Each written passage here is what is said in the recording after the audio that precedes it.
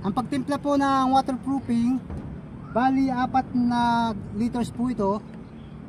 Ang kailangan po natin ihalo na simento ay 6.4 sa 4 liters. Kada 1 litro po ng waterproofing, ang ihahalo po nating simento ay 1.6 kilos na simento. Ngayon po, haluin ko po yung kalahati kasi masyadong marami pag isang galon. Haluin yung kalahati. Yan mga idol.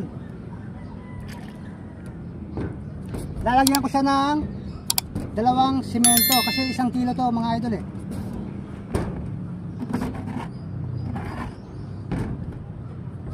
Ang paglagay idol ng simento, dahan-dahan lang mga idol, ganyan. Dahan-dahan lang siya.